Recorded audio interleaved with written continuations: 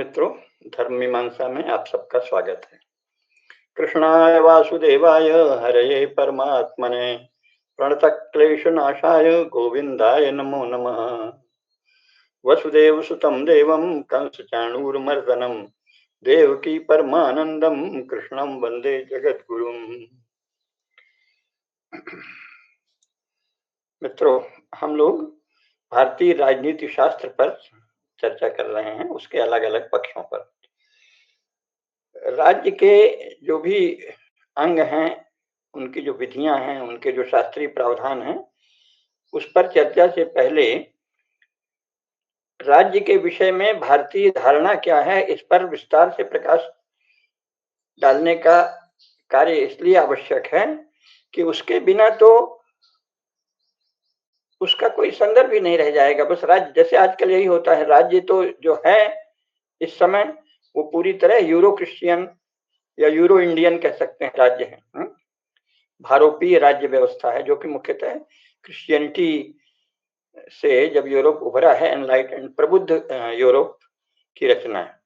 ये ठीक है कि प्रबुद्ध यूरोप ने ये रचना मूलतः भारतीय शास्त्रों से ही की है, पर उसे क्रिश्चियनिटी के अनुसार काफी विकृत कर दिया है, क्योंकि इसके पहले उनके यहाँ कोई राजनीति शास्त्र के ग्रंथ ऐसे व्यवस्थित नहीं मिलते, कोई लॉ का व्यवस्थित रूप नहीं मिलता, व्यवहार पदों की कोई व्यवस्था नहीं मिलती।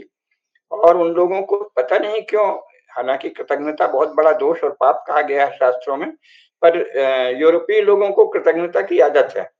तो उन्होंने क्यों ऐसे किया है, क्यों इसको एक्नॉलेज नहीं करते, क्यों अपनी कृतज्ञता नहीं व्यक्त करते कि हमने भारत से ये ग्रहण किया है, ये वो जाने, हम लोगों को कुछ नहीं पता। लेकिन इसमें दोष है, क्योंकि इसका प्रमाण है कि इसके पहले वहां कोई व्यवस्थित राजनीतिक शास्त्र नहीं था, जबकि भारत में लाखों वर्षों से या हजारों वर्षों से, जिसकी जो श्रद्धा हो मान ले, व्यवस्थित राजनीतिक शास्त्र था। तो ये तो स्पष्ट है, लेकिन वो उसको न केवल उसको एक्नॉलेज नहीं करते, कृतज्ञता नहीं व्यक्त करते, बल्कि उसके मूल प्रावधानों को भी उन्होंने विस्मृत कर दिया है। इसलिए ये बहुत आवश्यक है कि हम ये बताएं कि वस्तुतः राज्य का संदर्भ क्या है। क्योंकि अगर ये नहीं लिया, ये संदर्भ नहीं जाना, तो अर्थ का अनर्थ हो सकता है। उदाहरण के लिए शुक्ल नीति क्या कहते हैं, युग युग प्रवर्तको राजा धर्माधर्म प्रशिक्षणार्थ। राजा ही युग धर्म का प्रवर्तक है। क्यों प्रवर्तक है? मान लो आपने एक अंश ले लिया, बहुत से लोग ले लेते हैं, भाई शुक्ल नीति में कहा है राजा है युग धर्म का प्रवर्तक है, इसलिए राजा को मानो, राजा शासन जो आज्ञा दे उसको चुपचाप मानिए। ऐसा हुआ है ब्रिटिश काल में, कुछ पंडितों ने, कुछ विद्वानों ने अंग्रेजों को प्रसन्न करने के लिए थोड़े से धन आदि का लाभ या भूमि या कोई सुविधा का लाभ पाने के लिए, हर जाति में, हर वर्ण में निकृष्ट लोग भी होते हैं, उत्कृष्ट लोग भी होते हैं। तो जो निकृष्ट लोग थे, उन्होंने उनकी सेवा में संदर्भ से रहित बहुत से श्लोक उनको रटा दिया और उनको बता भी दिया, और उन लोगों ने इसी तरह की रचना शुरू कर दी और अपने समस्त पापाचार को धर्मशास्त्रों से सम्मत बताने का प्रयास करने लगे। तो शुक्ल नीति क्या कहते हैं, युग युग प्रवर्तको राजा। अब इतने यहाँ रुक गए आप, लेकिन आगे जो कहा है, युग प्रवर्तको राजा धर्माधर्म प्रशिक्षणार्थ। राजा युग का प्रवर्तक है, क्योंकि धर्म या अधर्म के विषय में संपूर्ण लोक में शिक्षा देना उसका कर्तव्य है, इसलिए युग प्रवर्तक है। मान लो कोई शिक्षा ही नहीं देता, मान लो वो आजकल जैसी शिक्षा दी जा रही ह्यूमैनिटीज में, यूरोप के कुछ विद्वानों को पढ़ा दिया, कुछ भी आए बाएं साएं, उनकी मान लो अच्छी बातें भी हैं, तो भारत में उसका क्या संदर्भ है ये नहीं स्पष्ट करना, उसको आरोपित कर देना वर्तमान मुख्यतः हिंदू समाज के ऊपर, और कुछ भी व्याख्या करना। न तो ईसाइयत का कोई संदर्भ यहाँ पढ़ाया जाता, क्रिश्चियनिटी मनुष्य के विषय में क्या धारणा रखती है, और न ही भारत के शास्त्र पढ़ाए जाते, बस उनके कोई टुकड़े पढ़ा दिए जाते हैं। तो इसी तरह ये है कि युग प्रवर्तको राजा, राजा युग का प्रवर्तक है, ये एक चौथाई अंश हुआ ना। आगे क्या कहा, धर्माधर्म प्रशिक्षणार्थ, धर्म और अधर्म का प्रशिक्षण करने के कारण। अगर राजा धर्म और अधर्म का प्रशिक्षण नहीं करता तो फिर वो राजा कहे जाने योग्य ही नहीं है।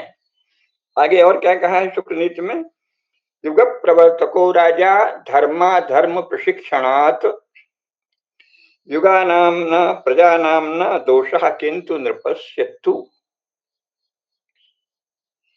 शुक्र नीति सार का ये प्रसिद्ध श्लोक है।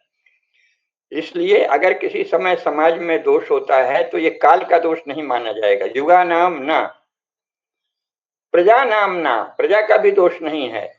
दोषः किंतु नृपस्यतु, यह केवल राजा का दोष है, शासन का दोष है। आए दिन जो शासक हैं और जो शासकों के चाटुकार या उनके सेवक पोषक आदि बहुत से संगठन बने हैं, कोई हिंदुत्व का नाम लेता है, कोई भारतीयता का, कोई कुछ, वो क्या करता है, समाज की चर्चा करता है। समाज में ये दोष है, हिंदू समाज में ये दोष आ गए, जबकि सत्य क्या है, जैसा हम आगे और भी विस्तार से बताएंगे। सत्य ये है कि ये जो यूरो क्रिश्चियन स्टेट है, ये तो सर्वग्रासी है। इसने तो जीवन के हर क्षेत्र में राज्य को सारा अधिकार दे दिया है। और जब यह अधिकार नहीं भी था, पुराने शुक्र नीति जब लिखी गई है तब तो ऐसा अधिकार नहीं था। तब तो राज्य की ऐसी कल्पना भी नहीं थी, जो अभी राक्षसी प्रकार का राज्य चल रहा है, उसकी कोई कल्पना नहीं थी। तब भी कहा है कि युगानाम न प्रजानाम न दोषः किंतु नृपस्यतु। युग का दोष नहीं है। ये मत कहिए अरे भाई इस समय ऐसा है, कलयुग है, ये सब, ये ब्रिटिश काल में ही ये शब्द ज्यादा चलाए गए हैं। ये कलयुग है, ये कलयुग है। अरे कलयुग के युगों के विषय में शास्त्रों में क्या कहा है वो तो पढ़िए। एक तो युग का महाप्रवाह है, वो बहुत ही विराट स्तर पर है, कॉस्मिक स्तर पर है, जिसकी अवधि दी गई है कि 4,32,000 वर्ष का काल रहेगा, वो एक अलग बात है। उसके भीतर क्या है, वो तो एक विराट स्तर पर है, कॉस्मिक स्तर पर है, ब्रह्मांडी स्तर पर है। लेकिन उसके अंतर्गत हमारे यहाँ अनेक स्तरों पर चिंतन हुआ है ना। उसके अंतर्गत जो काल है वो महाभारत ही क्या कहता है, कालो वा कारणो राजा राजा वा काल कारणम इति ते संशयो मा भूत राजा कालस्य कारणम। राजा ही काल का कारण है प्रजा के लिए अपने राज्य में। इसीलिए हमारे कई शास्त्रों में और कई अन्य ग्रंथों में भी, जो शास्त्र नहीं है अपितु राजनीति शास्त्र या राज्य के विषय में वर्णन करते हैं, उसमें भी ये कहा गया है कि भारत के विषय में ही है कि उस समय जब भारत के अन्य हिस्सों में कलयुग था तो अमुक राजा, जैसे विक्रमादित्य है, उनके राज्य में सतयुग था। ऐसे अनेक राजाओं का वर्णन मिलता है। और हम वैसे भी देखते हैं कि सारे संसार में इस अर्थ में राज्य के स्तर पर एक तो ब्रह्मांडीय प्रक्रियाएं चल रही हैं, वो अलग बात है। राज्य के स्तर पर संसार तो एक साथ नहीं होता। जिस समय हम उद्योग और वाणिज्य और व्यापार और कला और विज्ञान और संगीत साहित्य शास्त्र आदि सब में अद्भुत उन्नत थे, उस समय जो वर्तमान यूरोप है वो तो सचमुच बेचारे भूखे नंगे ही रहते थे। सचमुच छाल ही पहनते थे और केवल ऊनी वस्त्र फटा पुराना रहा। बड़े लोगों को थोड़ा सा कपड़ा मिल जाता था ऊनी, वो भी बड़ा मोटा, और शेष लोग उन्हीं का उतरन पहनते थे। और वो शेष लोग ऐसे नहीं थे जैसे भारत में कह देते हैं, जो एकदम निचला वर्ग है, आर्थिक रूप से विपन्न है, वो 5-7-5% भी नहीं है, उसकी बात कर देते हैं। ऐसा नहीं, वहां 95 से 98% लोग विपन्न थे, अत्यंत गरीब थे। बल्कि और ज्यादा 99% तक, 1% के करीब लोगों के पास ही खाने को था। और वो भी क्या खाना था, उस समय जब भारत में साहित्य संस्कृति कला विज्ञान राजनीति सब कुछ वैभव पर था, वास्तु प्रतिमा मंदिर विशाल भवन सब बन रहे थे, जहाज बन रहे थे समुद्री, वो तो एकदम दीनहीन थे। तो सारी पृथ्वी में तो एक सा काल नहीं है। और जिस समय वो हमारा धन लूट के अन्य दुनिया के अन्य हिस्सों का धन लूट के माला माल हो रहे थे, अब वो पाप पूर्ण था वो अलग बात है, लेकिन समृद्ध थे। और निरंतर उसके पहले कभी उनके यहाँ कोई वैज्ञानिक खोज नहीं हुई। और दुनिया का जब धन ले जाके और साथ ही पुस्तकें भी ले जाके उसको छिपा के अब कुछ लोगों को दिया, और उन्होंने उसके आधार पर परिश्रम बहुत किया, ऐसा कोई निंदा नहीं करते कहीं की भी, प्रतिभा और परिश्रम बहुत अचानक किए, लेकिन संसाधन नहीं थे। संसार की लूट से जब संसाधन आ गए तब उन्होंने जो एक से एक खोज शुरू की, तो उस समय तो वो अधर्मपूर्ण था, लेकिन वैभव अचानक आया। और उस समय जिन देशों को उन्होंने लूटा था वहां दरिद्र था और कंगाली आई। तो एक सा तो नहीं होता कहीं भी। तो इसीलिए ब्रह्मांडीय प्रक्रिया का स्तर अलग है, लेकिन राज्य के स्तर पर एक सा काल नहीं होता, राजा कैसा है उसके अनुसार काल होता है। इसीलिए कहा है कालो वा कारणो राजा, राजा वा काल कारणम इति ते संशयो मा भूत, राजा कालस्य कारणम, राजा ही काल का कारण। और शुक्लनीति, ये महाभारत का कथन है, और शुक्लनीति भी क्या कह रही है, युग प्रवर्तको राजा धर्मा धर्म प्रशिक्षणात्, युगानाम न प्रजानाम न दोषः किंतु नृपश्यतु। ये है ना। और ये अनेक इस विषय में एक दो कथन नहीं है, ये हजारों हजार कथन है। और ये भी कहा है कि धर्मशास्त्र के अंतर्गत ही राजशास्त्र है, राजधर्म। ये सदा जानना चाहिए, धर्मशास्त्र अंतर्गत ही राजशास्त्र है। ये अनेक जगह कहा है, नीति प्रकाश में भी कहा, धर्मशास्त्रांतर्गत एव इदम राजशास्त्रम विवक्षितम या विवेचितम आदि आदि, इससे मिलते जुलते अंश अनेक जगह आए हैं। तो धर्मशास्त्र के अंतर्गत है राजधर्म। तो अगर आप धर्मशास्त्र को नहीं जानते, धर्म के विषय में हमारे शास्त्र, हमारी परंपरा, हमारी प्रज्ञा की विशाल परंपरा, महान परंपरा क्या कहती है, ये नहीं जानते, अकेला राजधर्म की बात करने लगने का कोई अर्थ नहीं है कि राजधर्म है, राजधर्म है। उस राजधर्म का कोई, धर्मशास्त्र के अंतर्गत राजधर्म है। तो पहले तो धर्म को जानना, राजा को भी जानना चाहिए, प्रजा को भी जानना चाहिए, सब नागरिकों को भी जानना चाहिए, शासकों को भी जानना चाहिए। जब हम धर्म को जानेंगे तो धर्म की विस्तृत विवेचना होगी, वर्ण का धर्म क्या है, आश्रम का धर्म क्या है, जो वर्ण आश्रम से बाहर कोई मनुष्य रह रहे हैं अगर, तो उनका धर्म क्या है, जो ब्राह्मण हैं, जो म्लेच्छ हैं, उनका भी एक धर्म है। किसी को ये नहीं कहा है कि तुम धर्म से मुक्त हो। ये जो चला है ना कि साहब हमारी अमुक किताब में, कुरान में ये कहा है, हदीस में कहा, भाई आपके कुरान हदीस में कुछ भी कहा होगा, आप इबादत के लिए, पूजा के लिए कोई भी तरीका अपना सकते हैं, आपकी बाइबल में कुछ भी कहा होगा, कोई और कल को पुस्तक ले आएगा, हम फलाने गुरु जी को मानते हैं, उनका ये कहना, भाई आपका यथार्थ गीता है, फलाने गीता है, कुछ भी, उससे नहीं होता कुछ। शासन और समाज की व्यवस्था तो धर्म से चलेगी। तो ये धर्म समस्त मनुष्यों के द्वारा पालनीय है, ये कहा है, इसलिए मानव धर्म कहा है। मनुस्मृति का मूल नाम है मानव धर्म शास्त्र। तो मानव धर्म जो है वो तो सबको पालन करना पड़ेगा। ये नहीं कह सकते कि हमारे में तो लिखा है कि हम दूसरे की संपत्ति छीन लेंगे और दूसरे को मारेंगे और बलात्कार करेंगे और व्यभिचार करेंगे और आगजनी करेंगे। क्यों करेंगे? क्योंकि तुम हमारे अल्लाह ताला को नहीं मानते, फलाने को मानते हो, राम को मानते हो, कृष्ण को मानते हो, ब्रह्म को मानते हो, विष्णु को मानते हो। तो करेंगे तो उसके भी प्रावधान है कि जो ऐसा करे वो आत्ताई है और उसको देखते ही उसका वध कर दिया जाए आदि, वो बाद में बात यथा समय चर्चा होगी। लेकिन ऐसा कुछ नहीं है, संसार का कोई भी मनुष्य धर्म के बाहर आचरण नहीं कर सकता। ये देखना शासक का काम है, और अपने शासन के भीतर, अपने राज्य क्षेत्र में हर राजा का काम है, हर शासक का काम है, हर शासन का काम है कि वो किसी को भी इसकी अनुमति नहीं दे कि वो अधर्माचरण करे, वो झूठ बोले, वो दावा करे कि केवल हम ही शासन के योग्य हैं, वो दावा करे कि जो हमारे ढंग से प्रार्थना नहीं करता, पूजा नहीं करता, इबादत नहीं करता, सर्विस नहीं करता, हम तो उसको कन्वर्ट करेंगे या मार डालेंगे। तो उसको कठोर दंड, प्राण दंड देना, यह शासन का कर्तव्य है। तो ये जानना चाहिए कि मानव धर्म शास्त्र केवल भारत में लिखा गया है। इसके बाद पिछले 60 वर्षों से पहली बार यूरोप में मानव धर्म की बात होने लगी, मानवता की, ह्यूमैनिटी की। 60 वर्ष पहले या अधिक से अधिक 100 वर्ष पहले संपूर्ण यूरोप में एक भी व्यक्ति ऐसा नहीं था जो मानव धर्म की बात करे, मानवता की बात करे। तो यहाँ जो उनके बहुत ही मूर्ख लोग बहुत हो गए हैं कुशिक्षा के कारण भारत में, तो अक्सर कहते हैं हम तो धर्म नहीं मानते, हम मानवता मानते हैं, हम इंसानियत मानते हैं। उनको ये पता ही नहीं कि ये शब्द ही केवल भारत की प्रेरणा से चले हैं। मानव धर्म शब्द ही विश्व में भारत के कारण आया है, और उसी से फिर मानवता आदि वो लोग कहने लगे, हर बात को अपना रंग देने के लिए। संपूर्ण यूरोप में मानवता की कभी कोई बात हुई ही नहीं। फेथफुल और हीदन, और वहां संपूर्ण अरब में क्या है, मोमिन और मुशरिक और मुनाफिकीन और काफिर, ये सब मनुष्य को ही होता है। सभी मनुष्यों के द्वारा कुछ नियम पालनी है, ये केवल भारत में कहा गया है। और अब कुछ प्रबुद्ध लोग, सारा पूरा नहीं लेकिन कुछ प्रबुद्ध लोग यूरोप और अमेरिका में भी कहने लगे थोड़े से, लेकिन व्यापक रूप से ये बात केवल भारत में कही गई है।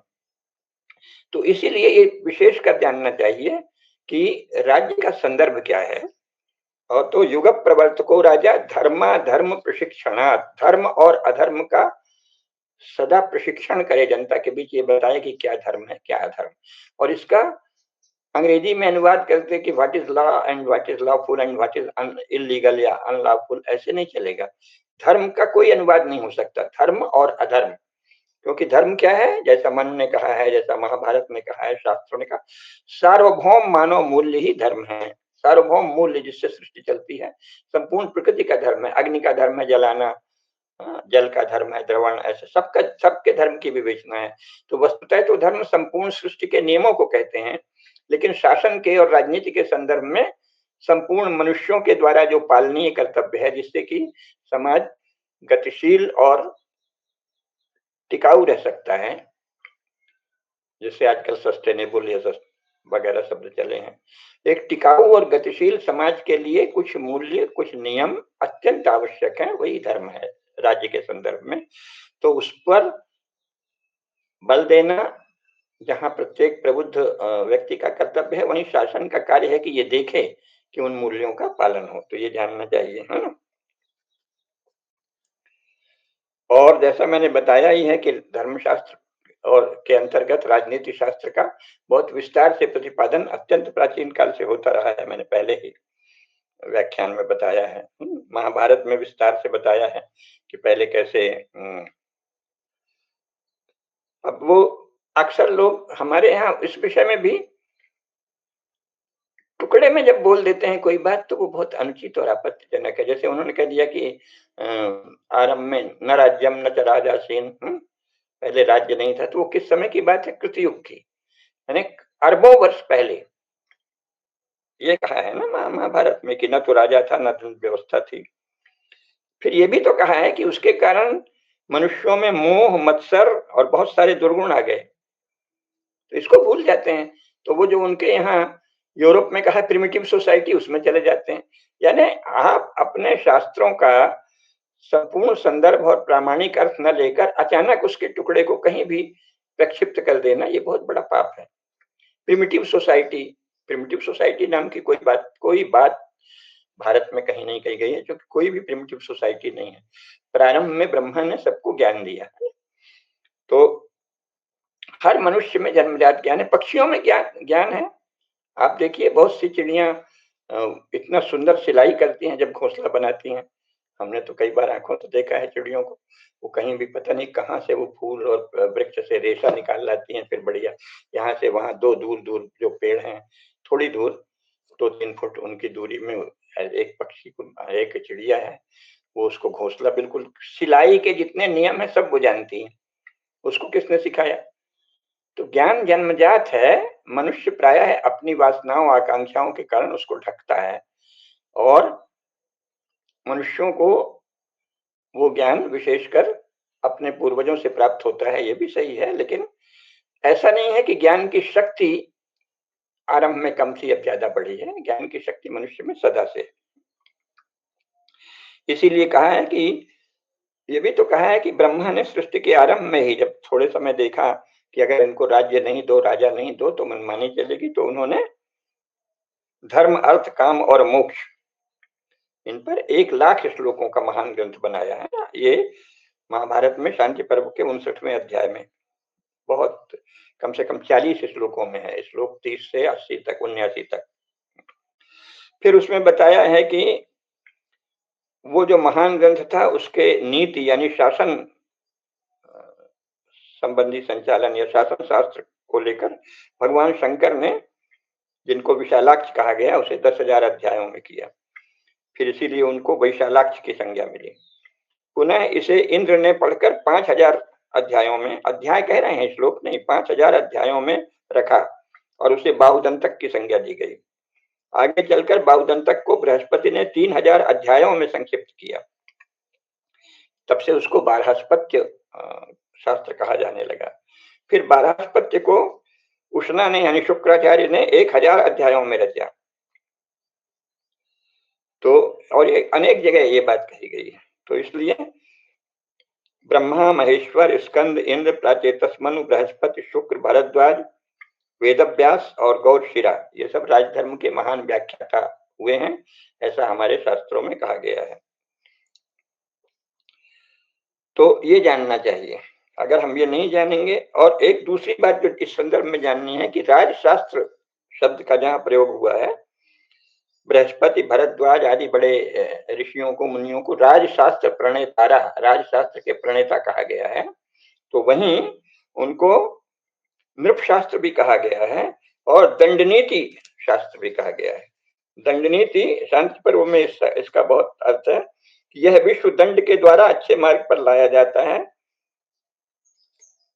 तो जिसके द्वारा समाज अच्छे मार्ग पर लाया जाए, जिस दंड के द्वारा, दंड नीति के द्वारा, वही राजनीति है। तो दंड नीति जो है वो राजनीति का मुख्य लक्षण है, दंड। जैसा मैंने पूर्व व्याख्यान में भी बताया है कि राजा का कार्य, सबसे बड़ा राजा का कर्तव्य है युद्ध करना और दस्युओं का विनाश करना। यानी जो अधर्म कर रहे हों, पाप कर रहे हों और मर्यादा में न रह रहे हों समाज में, उनका नाश करना ही राजा का मुख्य लक्षण है। बाकी नहीं कि आप टैक्स लेना, ये सब टैक्स क्यों दिया जाता है वो भी आगे हम बताएंगे। शास्त्रों में कहा है कि टैक्स इसी के लिए दिया जाता है। राजा टैक्स लेने का अधिकारी तभी बनता है जब वो प्रजा की रक्षा कर रहा है, शांति और सुव्यवस्था रख रहा है, अन्यथा उसे टैक्स लेने का कोई अधिकार नहीं है। तो दंड नीति राजनीति का ही एक नाम है, और दंड नीति जो है, दंड नीति का पालन ही राजधर्म है। अगर कोई शासन अधर्मियों को, पापियों को, धर्म का उच्छेदन करने वाले को, सनातन धर्म के विरुद्ध जाने वाले को दंडित नहीं करता तो वो राज्य के योग्य नहीं है, फिर वो राजा नहीं है, वो अराजक है। और शास्त्रों के अनुसार भी वैसे 78 वर्षों से भारत में जो शासन रहा है वो अराजक कहलाएगा। वो अन्य प्रकार से भी हम आगे बताएंगे कि कैसे स्पष्ट रूप से अराजक है। तो दंड ही वो साधन है जिसके द्वारा आन्वीक्षिकी, त्रयी और वार्ता का स्वामित्व एवं रक्षण होता है और योगक्षेम होता है। कौटिल्य ने भी यही कहा है। कौटिल्य ने यही कहा है अभी। और शांति पर्व में महाभारत में कहा है, दंडेन नियते चैनम दंडम नयति वा पुनः दंड नीति रीति ख्याता तीन लोकान अभिवर्तते। जो दंड के द्वारा नीति का पालन कराया जाता है उसे ही दंड नीति कहते हैं, और वही राजनीति है। अर्थात समाज में किसी भी प्रकार के अधर्म का होना राजा का दोष है, शासक का दोष है, शासन का दोष है। और इसको छिपाने के लिए बहुत से संगठन बन गए हैं। वो क्या कहते हैं, समाज के दोष देखो, समाज के हम में ये दोष है, हम में वो दोष। अरे भाई, दोष है तो दूर करो, लेकिन उसको कौन दूर करेगा? शासन के द्वारा दूर होगा, विधान के द्वारा दूर होगा। लेकिन बस समाज में दोष को रहने देना और रोज दोष गिनाना, ये तो किसी भी समाज में हीनता और विकृति या अराजकता या मनमानीपन रहने देने का या फैलाने का एक तरीका है कि हमेशा समाज की बात करो, समाज में ये है, समाज में वो। और जैसा मैंने बताया, समाज के पास तो कोई शक्ति ही नहीं है। 15 अगस्त 1947 तक हिंदू समाज के पास शक्ति थी। जातियों की पंचायत थी, गांव की पंचायत थी, खाप पंचायत थी, सबको वैधता प्राप्त थी। अगर आप दान पत्र लिख देते हैं गांव में, तो उसमें किसी तहसील कार्यालय या किसी और सरकारी कार्यालय में नहीं जाना होता था। लोगों ने लिखा है, अभिलेख बाकायदे वैध माने जाएंगे शासन के द्वारा। अब तो ये नहीं है।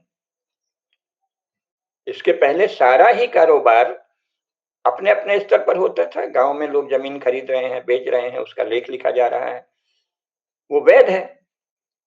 ये तो अंग्रेजों ने ये किया ना कि नहीं, उसको कोर्ट में जाओ, कोर्ट में जाकर आप हमको फीस दो और हमारे शासन का कुछ खजाना भरो।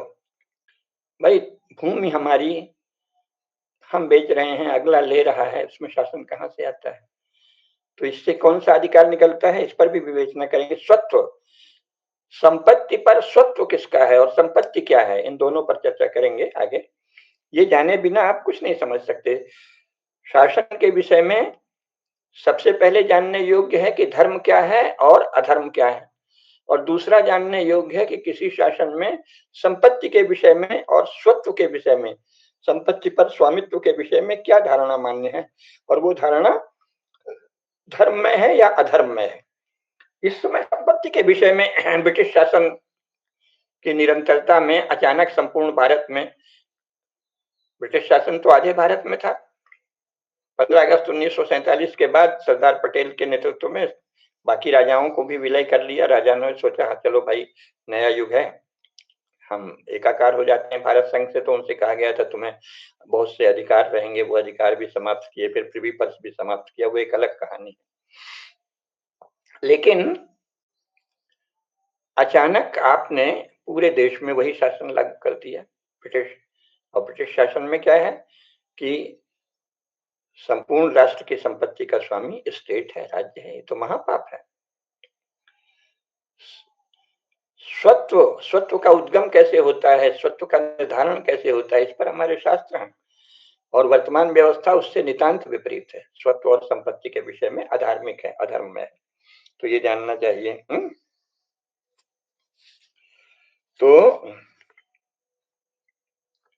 कौटिल्य का, जैसा हमने पिछली बार बताया ही था, कि संपूर्ण मानवों का जो जीवन है वही वृत्ति है, और मानवों से भरी हुई ये जो पृथ्वी है वही अर्थ है। इस पृथ्वी को प्राप्त करना और इसका पालन करना ये शासन का कार्य है, उसी को अर्थशास्त्र कहते हैं। तो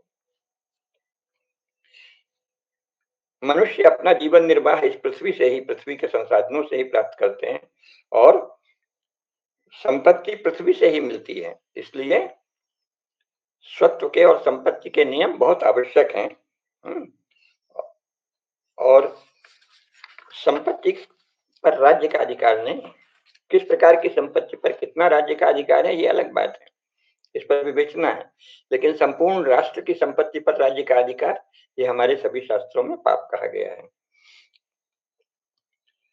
तो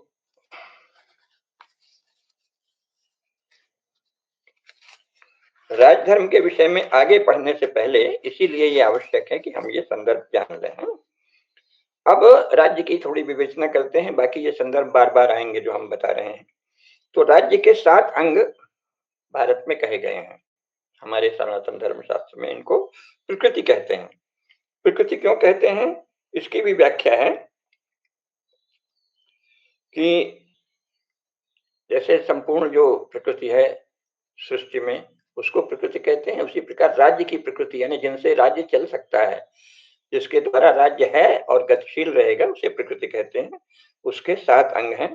पहला तो शासन या सम्राट, दूसरा अमात्य, तीसरा जनपद, उसी को राष्ट्र भी कहा है, और चौथा सुरक्षित दुर्ग और राजधानी, और पांचवा है कोष, राजकोष, छठवां है सेना, और सातवां है मित्र। इनको कौटिल्य ने भी कहा है, मनु ने भी कहा है, सब यही कहते हैं। स्वामी अमात्य जन दुर्ग कोष दंडमिति प्रकृतिया, है ना, दंड मित्रान प्रकृतिया, यानी स्वामी, अमात्य, जनपद, दुर्ग, कोष, दंड और मित्र ये प्रकृति है, ये कौटिल्य ने कहा है 6ठे प्रकरण में। और याज्ञवल्क ने भी वही कहा है, स्वाम्यमात्यौ जनो दुर्ग कोशो दंडस तथैव च मित्रान नेता प्रकृतियो राज्यम सप्तांगम उच्यते, याज्ञवल्क्य स्मृति है।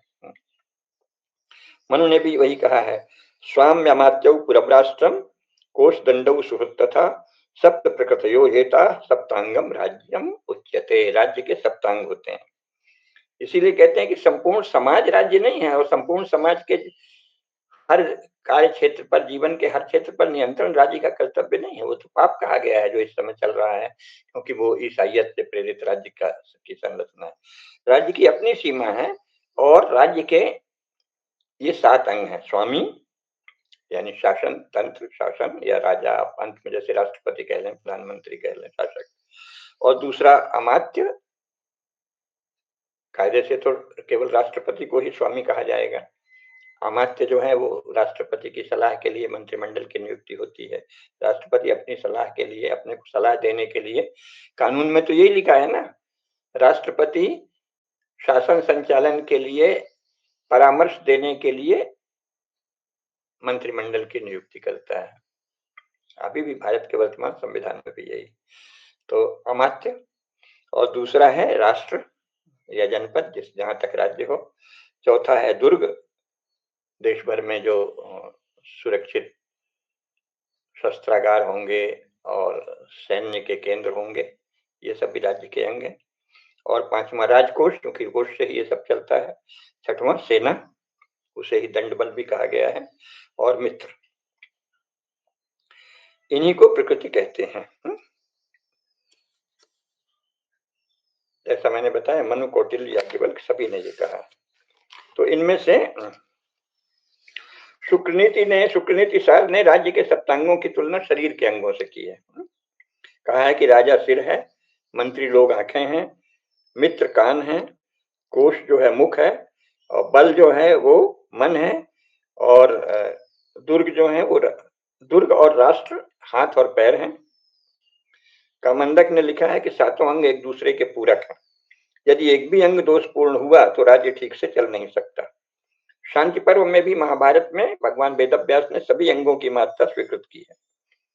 मनु ने भी और महाभारत ने भी राज्य के अंगों में स्वाभाविक एकता देखी है, इनमें कोई परस्पर विरोध नहीं देखा है। सभी अंगों को लक्ष्य की प्राप्ति के लिए एक दूसरे के साथ मिलकर कार्यशील होना ही होगा।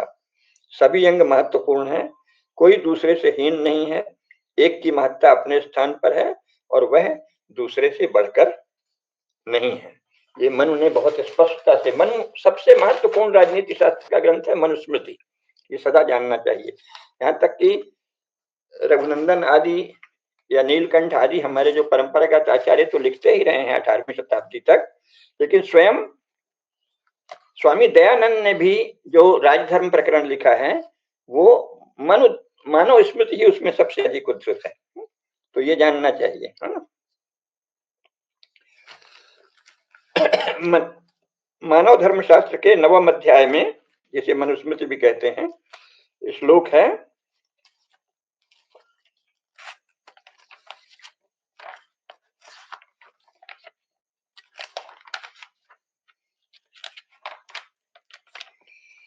सप्तानां प्रकृतीनां तु राजस्यासां यथाक्रमं पूर्वं पूर्वं गुरुतरं जानीयाद व्यसनं महत्। राज्य की जो 7 प्रकृतियां हैं, इसमें क्रमशः पूर्व पूर्व के का अधिक महत्व राजा समझे, यानी सप्तांग। लेकिन फिर आगे ये भी कहा है, सप्तांगस्य राज्यस्य विस्तब्धस्य त्रिदंडवत् अन्योन्य गुण वैशिष्यान् न किंचित अतिरिच्यते। इनमें एक दूसरे में अन्योन्याश्रय संबंध है, परस्परता है, और इसमें कोई एक अति विशिष्ट नहीं है। न किंचित अतिरिच्यते, किसी एक का कोई अति महत्व हो ऐसा नहीं है ना। इसको कहा है त्रिदंड के समान, तिक्की के समान परस्पर संबंध होता है सप्तांग, और राज्य में इन अंगों की परस्पर में विलक्षण अन्योन्याश्रयता है, और कोई भी अंग एक दूसरे से बढ़कर नहीं है और घटकर भी नहीं। तेषु तेषु कृतेषु तत्तदंगम विशिष्यते, येन यत् साध्यते कार्यम तत्तस्मिन् श्रेष्ठमुच्यते। अलग अलग कार्य की दृष्टि से सब अपनी जगह श्रेष्ठ है ना। जो जिस कार्य के लिए है वो उस कार्य में श्रेष्ठ है, और अन्य के लिए अन्यों पर आश्रित है। तो ये मनुस्मृति का 9वां अध्याय है, श्लोक 294 से 298 तक, वो आप विशेषकर 297 तक देख सकते हैं।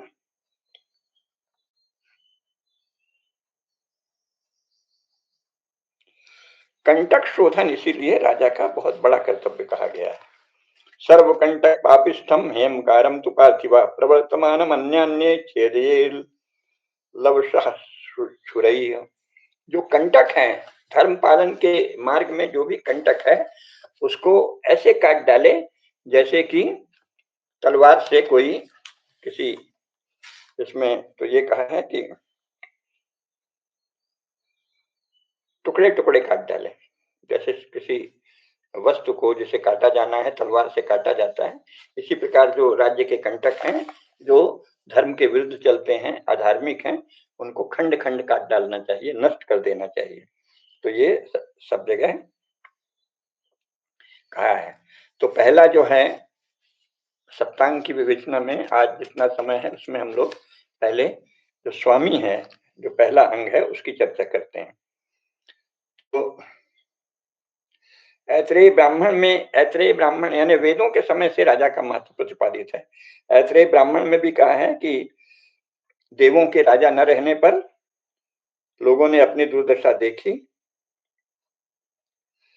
तब एक मत से राजा का चुनाव किया। यानी अधर्म के विनाश के लिए, क्योंकि देवों ने भी राजा देवराज इंद्र को राजा इसी प्रकार चुना कि हमको दैत्यों का विनाश करना है, तो राजा का प्रथम उद्भव ही अधर्म के विनाश के लिए हुआ है। सामरिक आवश्यकताएं जो हैं, मतलब अधर्म को नष्ट करना है बल से, दंड से, इसके लिए राजा का चयन होता है। यानी शासन क्यों आवश्यक है? अधर्म के विनाश के लिए, कंटक शोधन के लिए। मनु ने भी कहा है कि अगर शासन नहीं हुआ, सब राजा नहीं हुआ, अच्छा राज्य नहीं हुआ, तो मात्स्य न्याय, जैसे बड़ी मछलियां छोटी मछलियों को खा जाती हैं, इसे मात्स्य न्याय कहा जाता है। तो समाज में मात्स्य न्याय फैल जाता है अगर राजा नहीं हो, है ना। बलि दुर्बल को दबा लेता है।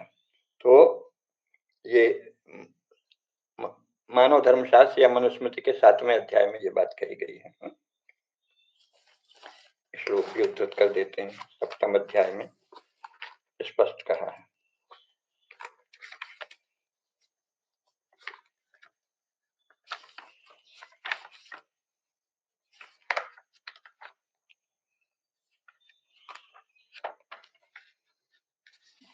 मानव धर्मशास्त्र 7वां अध्याय,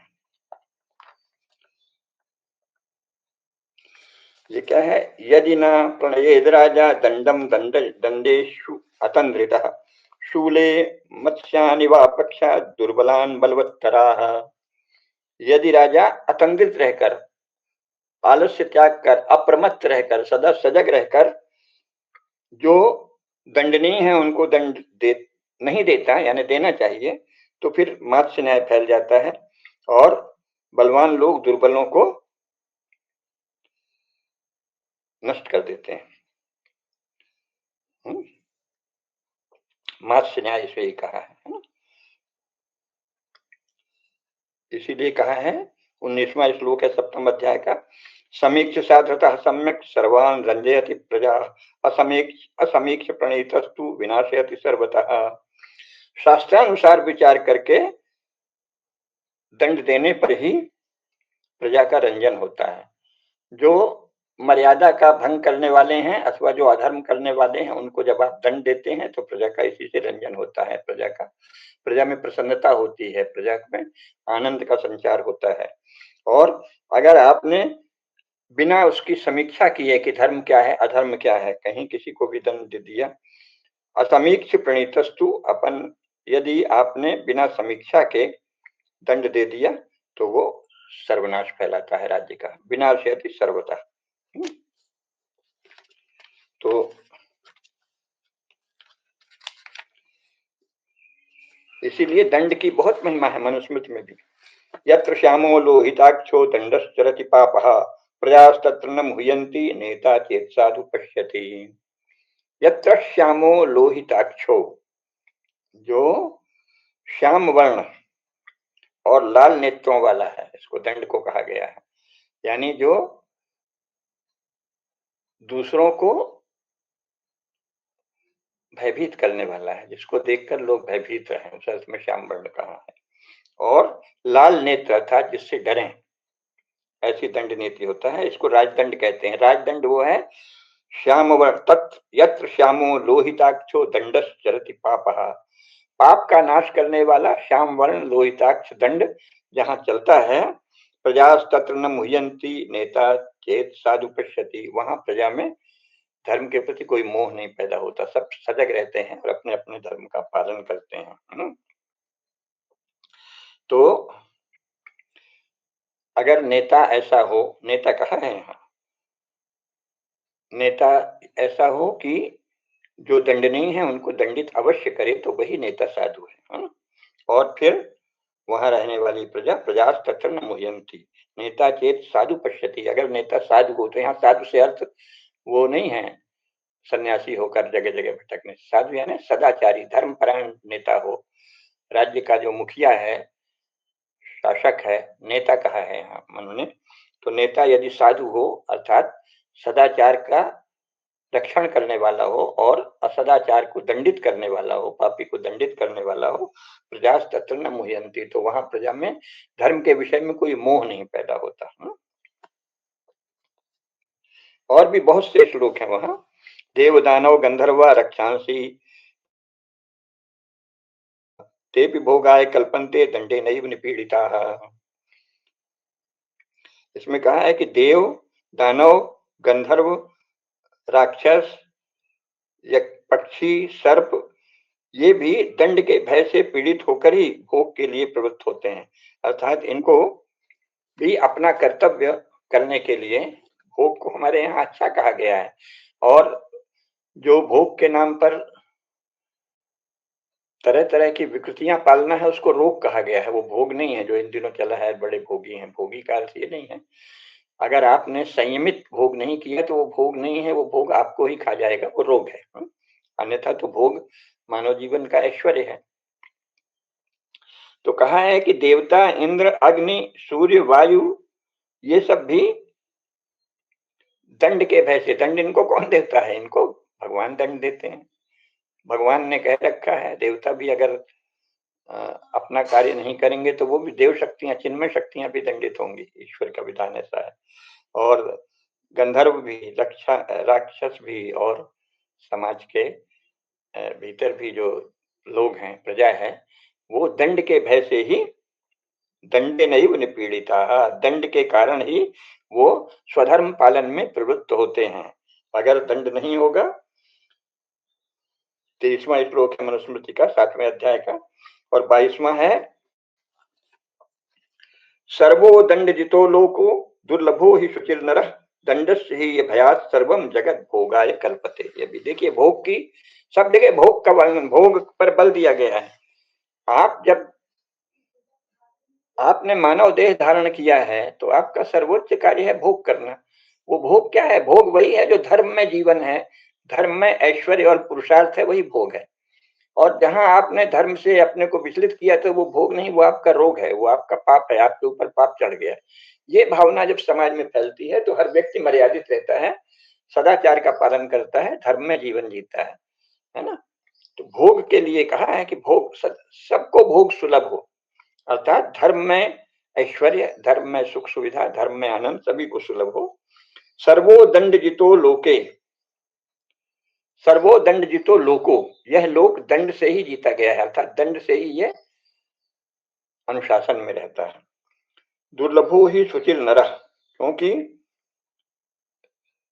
बिना दंड के स्वयं ही सदाचार करे ऐसे लोग विरल ही होते हैं, नर नारी। कि दंड का भय नहीं है, हमको किसी दंड का भय नहीं है, फिर भी हम सदाचार करेंगे, ऐसे लोग भी होते हैं। पूर्व जन्म के संस्कार से, परिवेश से, माता पिता से, कुल से जो परंपरा प्राप्त हो, लेकिन विरल पाए जाते हैं। सामान्यतः दंड का भय होता है तभी वे सदाचार में रहते हैं। इसको जगत भोगाय कल्पते, यानी जगत को भोग में प्रवृत्त रहना चाहिए। जो लोग केवल आत्मज्ञान और ब्रह्म ज्ञान की साधना कर रहे हैं उनके लिए अलग विधान है, उसके लिए भी पूरा अध्याय है, लेकिन सामान्यतः ये जग भोग में ही प्रवृत्त है। पर वो भोग धर्म में हो, सम्यक हो, अधर्म में नहीं हो, इस पर बहुत बल है ना। जगत भोगाय कल्पते, जगत में भोग होता ही तब है जब दंड का भय हो, ये बहुत स्पष्ट रूप से कहा है। तो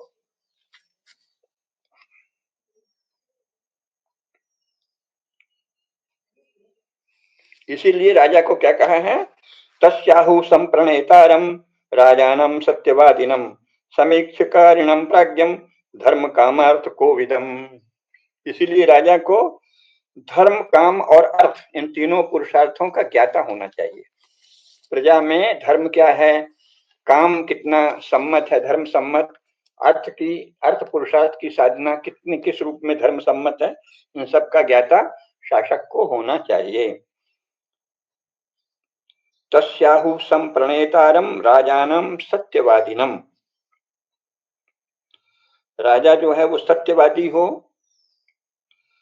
विचार करने वाला हो, बुद्धिमान हो, और धर्म तथा अर्थ और काम, काम अर्थ और धर्म इन तीनों का जानकार हो, है ना। समीक्ष कारिणम प्राज्ञम धर्म कामार्थ कोविदम। धर्म का कोविद हो, अर्थ का कोविद हो, काम का कोविद हो। काम से अर्थ है कामनाएं। कौन सी कामनाएं धर्म में है, प्रजा में कितनी कामनाओं की हम अनुमति देंगे। ये नहीं कि व्यक्तिगत स्वतंत्रता के नाम पे।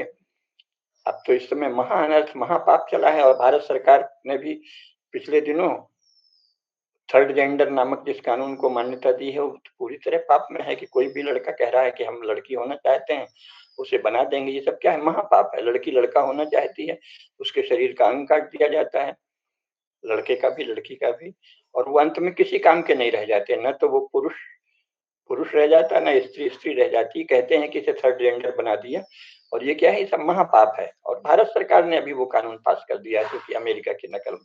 तो ये सब महापाप का फैलाव हो रहा है। तो काम, अर्थ और धर्म तीनों का ज्ञाता शासन को होना चाहिए। समीक्ष कारिणम प्राज्ञम धर्म कामार्थ कोविदम। धर्म काम और अर्थ तीनों का कोविद होना चाहिए, मनमाना नहीं होना चाहिए। तम राजा प्रणयन सम्यक त्रिवर्गेणाभिवर्धते कामात्मा विषमः क्षुद्रो दंडे नैव निहन्यते।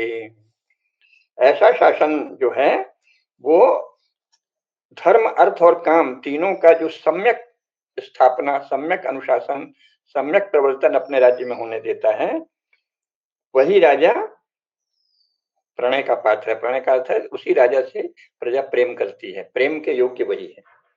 और जो कामात्मा है, विषम है, जो समाज में विषमता को फैलाता है, अचानक किसी को आरक्षण दे दिया बिना किसी तथ्य के, बिना जानकारी के, तो उसको विषमाचार कहेंगे, है ना। तो उसको क्षुद्र कहेंगे। और ऐसे ऐसे शासन को कहा है कि उसको दंडित करना चाहिए। ऐसा राजा दंड के द्वारा निहन्यते। काम आत्मा विषम क्षुद्रो दंडे नैव निहन्यते। अब अभी कर सकते हैं या नहीं वो एक अलग विषय है, उस पर अलग बात करेंगे। लेकिन पहले प्रजा के पास ये अधिकार था कि अगर कोई ऐसा राजा है तो वो उसको मार डाले। ये और मान लो नहीं भी मारे तो भी ये कहा है कि दंडो ही सुमहत्तेजो दुर्धरश्चाकृतात्मभि धर्म चलितम हंति नृपमेव सबांधवम। धर्म से च्युत राजा को बंधु बांधव सहित अंत में नष्ट होना पड़ता है। और लेकिन उसमें बहुत देर लगती है, इसलिए राजाओं को उपदेश दिया गया है कि भाई धर्म में रहो, तुम भी यशस्वी होगे, तुमको भी मान मिलेगा, तुम्हारा भी यश बढ़ेगा, और तुम्हारी प्रजा का जो पुण्य है उसका चौथाई भाग तुम्हें मिलेगा, और यशस्वी होगे। ततो दुर्गम च राष्ट्रम च लोकम च सचराचरम अंतरिक्ष गतांश्चैव मुनीन्द्रेवांश्च पीड़येत। क्योंकि जो अधर्मी राजा है वो सबको पीड़ित करता है, राज्य को, चराचर के सहित पृथ्वी को, यहाँ तक कि अंतरिक्षगामी दिव्य शक्तियों को, देवताओं को भी वो पीड़ित करता है, वो भी उससे पीड़ित होते हैं। तो इसलिए जो राजा दंड का उचित प्रयोग नहीं करे उसको क्या कहा गया है, सो असहायेन मूढ़ेन लुब्धेन आकृत बुद्धिनः न शक्यो न्यायतो नेतुम शक्तेन विशेषुच।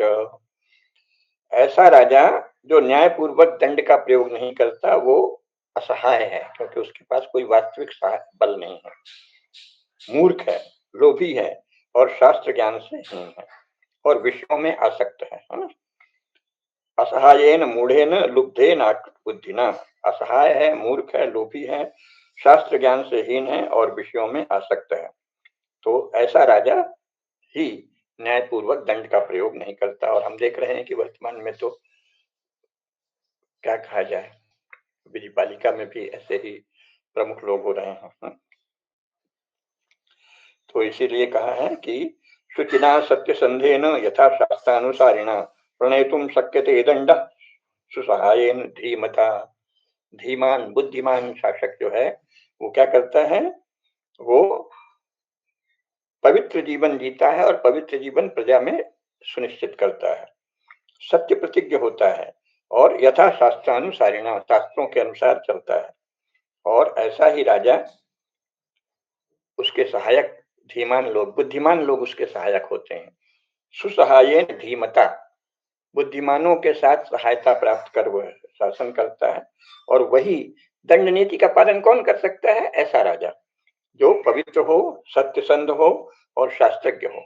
वर्तमान में हम देखते हैं दंड नीति का सम्यक पालन नहीं होता, जिसे सुप्रीम कोर्ट, हाई कोर्ट आदि कहते हैं, वहां भी कभी कभी तो होता है, नहीं तो कई बार उचित न्याय नहीं होता, क्योंकि न्याय वही है जो धर्म की ओर ले जाए, इसकी भी परिभाषा है। तो क्यों नहीं होता? क्योंकि जो एग्जीक्यूटिव में हो, जुडिशरी में हो, लेजिस्लेचर में हो, अगर वो पवित्र जीवन नहीं जीते, अगर वो सत्यसंध नहीं है, अगर वो शास्त्र का ज्ञान नहीं रखते और शास्त्रों के अनुसार चलने का पुरुषार्थ नहीं करते, तपस्या नहीं करते, तो फिर वो, उनके जो सहायक होते हैं वो भी धीमान नहीं होते, बुद्धिमान नहीं होते, और वो दंड नीति का सम्यक पालन नहीं कर सकते। तो ऐसे में समाज में अराजकता और अनाचार फैल जाता है। स्वराष्ट्रीय न्याय वृत्ता स्यात् दंडस्य शत्रुषु सुहृत् स्वजुभः स्निग्धेषु ब्राह्मणेषु क्षमान्वितः। राजा को चाहिए कि स्वराष्ट्रीय न्याय वृत्ता, अपने राष्ट्र में न्यायशील हो और शत्रुओं के प्रति कठोर दंड करे। दंडस्य शत्रुषु, शत्रुओं के प्रति कठोर हो, और सुहृदु स्वजिह्वा, और जो सुहृद लोग हैं उनके साथ मधुर व्यवहार करे, और ब्राह्मणेषु क्षमान्विता, और ब्राह्मणों के प्रति सदा क्षमाशील रहे। ब्राह्मण यानी विद्वान, अगर उनसे कोई बोलने में, बात करने में कठोरता भी हो गई तो उनके प्रति क्षमाशील रहे। एवं वृत्तस्य दप्ते शिलोंछेनापि जीविता विस्तूर्यते यशो लोके तैल बिंदुरिवाम्बसी। अगर कोई राजा ऐसा रहता है न्यायशील, तो अगर वो ऐश्वर्यहीन भी हो जाए, बहुत ज्यादा उसने खजाने में धन नहीं भरा है, किसी कारण, न्याय के कारण, दान के कारण, यज्ञ के कारण, धर्माचरण करने के कारण राजकोष में कमी भी आ गई है, तो अभाव में भी जी रहा है। जैसे महाराणा प्रताप को कहा जाता है कि कुछ समय उनको बहुत अधिक अभाव में रहना पड़ा। अधिक मतलब एकदम गरीब आदमी से तुलना नहीं करनी चाहिए काल्पनिक रूप से कि वो घास की रोटी, वो सब झूठी कहानियां हैं जो बाद में गढ़ी गई हैं 19वीं 20वीं शताब्दी में। लेकिन हाँ, जैसा ऐश्वर्य था उसकी तुलना में कष्ट में रहना पड़ा, अभाव में। तब भी ऐसे राजा क्या होते हैं, उसका यश जैसे पानी में तेल की बूंद फैल जाती है, एक बूंद आप तेल डालिए चारों तरफ फैल जाएगी, उसी प्रकार ऐसे राजा का यश, अगर उसके पास धन नहीं भी हो, ऐश्वर्य नहीं भी हो, तो संसार में फैलता है। विस्तीर्यते यशो लोके तैल बिंदुरिवाम्भसी, जैसे जल में तेल का एक बूंद भी पड़े तो वो चारों तरफ फैल जाता है, उसी प्रकार धर्मनिष्ठ, न्यायनिष्ठ, दंड नीति का सम्यक प्रयोग करने वाले राजा का यश चारों ओर फैल जाता है। स्वे स्वे धर्मे निविष्टानां सर्वेषाम् अनुपूर्वशः वर्णानाम् आश्रमाणां च राजा सृष्टो विरक्षिता। राजा को सृष्टा यानी ब्रह्मा ने बनाया है। राजा सृष्टो विरक्षिता यानी राज्य संस्था स्वयं ब्रह्मा ने बनाई है प्रारंभ में। ये बार बार हमारे शास्त्रों में कहा है, ये नहीं कि फलाने ने बनाई। जो मनमानी जिसने बनाई है वो राज्य नहीं है, वो फिर कुछ और है, स्टेट के नाम से कुछ और होगा। राज्य शब्द का राजा प्रकृति रंजनात्, जो संपूर्ण प्रकृति का, संपूर्ण प्रजा का रंजन करे, उसको आनंदित दे, सुख दे, उसकी जो मान्यताएं हैं, परंपराएं हैं, व्यवहार हैं, उनकी रक्षा करे। ये नहीं कि अपने मन से कानून बनाए। तो स्वे स्वे धर्मे निविष्टानाम सर्वेषाम अनुपूर्वशः, सभी वर्णानाम आश्रमानाम, जो सभी वर्णों और सभी आश्रमों को के लोगों को अपने अपने स्वधर्म पालन में निविष्ट करे। स्वे स्वे धर्मे निविष्टानाम, स्वधर्म पालन में सबको निविष्ट करे, सबको प्रवृत्त करे। ये देखे कि सब स्वधर्म का पालन करें, अपनी मर्यादा में रहें। तो ऐसा राजा जो है उसको ब्रह्मा ने, ऐसे शासन, ये शासन ब्रह्मा ने सबसे पहले राजा को पैदा किया, जिसका अर्थ है शासन के स्वरूप को उत्पन्न किया है। जो धर्म में शासन है वो स्वयं ब्रह्मा की सृष्टि है, और उसका कर्तव्य है कि सबको स्वधर्म में प्रवृत्त करे।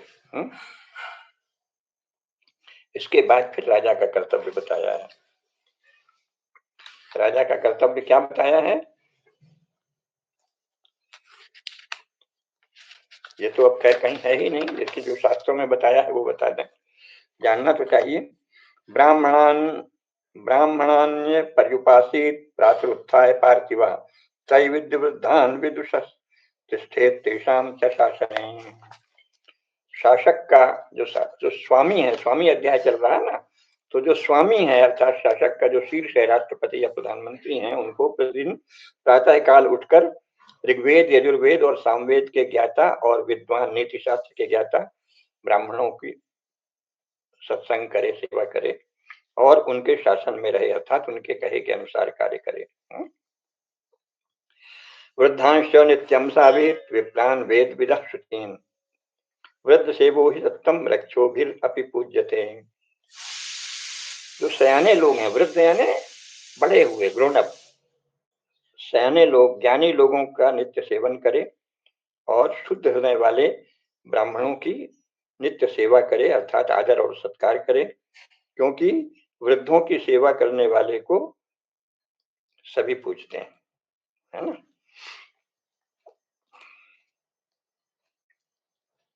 इसीलिए कहा राजा सदा विनय युक्त रहे। तेभ्योदिगच्छेद विनयम विनीतात्मा अपि नित्यशः विनीतात्मा ही न विनश्यति करी। तो राजा सदा विनयशील रहे। विनय का अर्थ है विशेष रूप से जो धर्म पालन की ओर ले जाए वो है विनय। विनय विशेष रूप से जो ले जाता है, कहाँ, धर्म की ओर, जो धर्म की ओर विशेष रूप से ले जाए वही है विनय, है? तो विनय युक्त राजा जो है वो, उसका विनाश कभी नहीं होता। और अभिनय के कारण बहुत से राजा नष्ट हो गए हैं। विनय के कारण वन में रहने वाले भी राज्यों को पा गए। इसके उदाहरण दिया है, बहवो अभिनयान नष्टा राजाना सपरिच्छदा वनस्था अपि राज्यानि विनयात् प्रतिपेदिरे। उसमें बहुत सारे उदाहरण हैं इतिहास के कि अभिनय के कारण बहुत से राजा घोड़ा, हाथी आदि सारे साधन होते, सपरिच्छद सारे साधन होने के बावजूद नष्ट हो गए। और किसी राजा को कुछ समय वन में भी रहना पड़ा तो अगर वो विनय से संपन्न धर्म की ओर जाने वाली आचरण करता है तो वो राज्य को पुनः प्राप्त कर लेता है। इसमें अभिनय के कारण कौन कौन नष्ट हुए ये मनु ने आगे उदाहरण दिया है। वेणो विनष्टो अभिनया नवशश्चैव पार्थिवा सुधा पैजवनश्चैव सुमुखो निमिरेव च। वेन, नहुष, पिजवन का पुत्र और सुमुख और नेमि, ये राजा अभिनय से नष्ट हो गए। इनका पूरा इतिहास है। और विनय के कारण पृथु और मनु ने राज्य, कुबेर ने धन, ऐश्वर्य और विश्वामित्र ने ब्राह्मणत्व को प्राप्त किया। पृथुस्तु विनयाद राज्यम प्राप्तवान मनुरेव च कुबेरश्च धन ऐश्वर्यम ब्राह्मण्यम चैव गाधिजा। ये इसीलिए कहा है कि त्रैविद्येभ्यस्त्रयीं विद्यां दंड नीतिं च शाश्वतीं आन्वीक्षिकीं चात्मविद्यां वार्तारम्भांश लोकतः। इसीलिए राजा को चाहिए कि त्रैविद्य अर्थात तीनों वेद, जिनका कौटिल्य ने कहा है ना, यानी त्रयी, ऋग, यजु, साम और आन्वीक्षिकी और वार्ता, इनको जो जाने वही त्रैविद्य है ना। त्रैविद्य विद्वानों के द्वारा दंड नीति विद्या, आन्वीक्षिकी विद्या और लोक व्यवहार की वार्ता विद्या को, लोक व्यवहार वार्ता को मुख्यतः लोक व्यवहार से सीखना चाहिए, ये भी कहा है ना। त्रैविद्येभ्यस्त्रयीं विद्याम, त्रयी विद्या किनसे जानेगा, त्रैविद्य विद्वानों से, जो उस विषय के, उन विद्याओं के जानकार हैं, उनसे त्रैविद्या सीखे। दंड नीति जो है वो शाश्वत है, शास्त्रों में प्रतिपादित है, उसका ज्ञान प्राप्त करे विद्वानों से। आन्वीक्षिकी जो न्याय शास्त्र है उसको जाने और आत्मविद्या को भी विद्वानों से ही जाने। और वार्ता रंभांश लोकता, और वार्ता लोक से जाने, अर्थात लोक में जो कृषि, वाणिज्य, उद्योग, शिल्प आदि हैं उनकी जानकारी प्राप्त करे और उसकी रक्षा करे। अपने मन से कानून नहीं बनाए कि ये कैसे चलेगा, वो कैसे चलेगा, ये तो ब्रिटिश तरीका है ना, ईसाई तरीका है, जो पापपूर्ण तरीका है। कोई भी कानून राजा को अपने मन से नहीं बनाना चाहिए।